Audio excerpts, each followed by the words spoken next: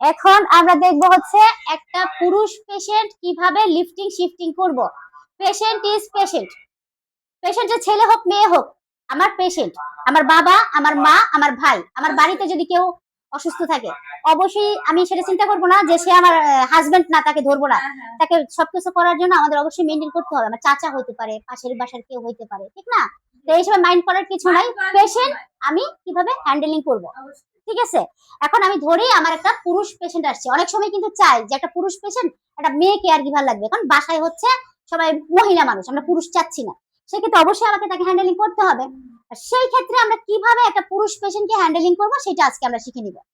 এই ক্ষেত্রে পেশেন্টটা হচ্ছে আমার পুরুষ, সেম ওয়েতে আমরা তাকে উঠাবো, লিফটিং সেম ওয়েতে। তার এই হাত অবশ, এই হাত দিয়ে এটাকে ধরাবো, এই পা অবশ, এই পাটা আমি ভাঁজ করাবো। এবার আমি মাথার নিচে থেকে বালিশটা সরাই দিলাম, বালিশটা সরাই দিলাম। এখন হচ্ছে পেশেন্টকে আমি এক সাইডে কাট করব, সেম ওয়েতে করে তার পাটা আমি সামনের দিকে নামাই দিব। এই এই আচ্ছা, এখন সেম ওয়েতে আমি পেশেন্টকে উঠাবো। এই আরে আমি তো পেশেন্ট এখন না। এখন অনেকেই হেজিটেট করে যে পেশেন্টটা আমার ছেলে, আমি কিভাবে তাকে সামনে নিয়ে আসবো, তাকে কিভাবে উঠাবো। এই ক্ষেত্রে আমি প্রথমেই পেশেন্টের এইখানে প্লেস দিয়ে তাকে পাটা সরাই দিলাম। এবার যেহেতু বাসায় বালিশ থাকে না, বালিশ একটা প্লেস করব, এই প্লেস করব বালিশ। এবার তাকে আমি সামনে নিয়ে আসব,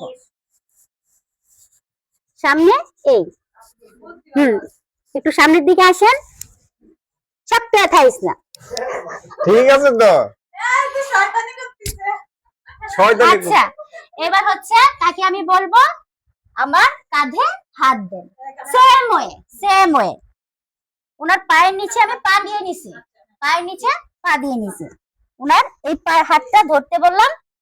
এখন হচ্ছে সামনে বালিশ, এবং তাকে বলবো 1 2 3 বলার সাথে সাথে আপনি উঠে দাঁড়াবেন। 1 2 3, এই প্লেস কিন্তু সামনে কিন্তু বালিশ। এবার আপনি আমার সাথে সাথে ঘুরবেন, 1 2 3। এই আমার হাত দেখবেন কোথায় চলে গেছে, ঠিক আছে? এই প্লেস করলাম। এখন বালিশ সরাই দিব ওনাকে, এই পা সরাবো, এই ঠিক আছে? হয়েছে? বুঝছি। উঠানোর সময় সেম সেম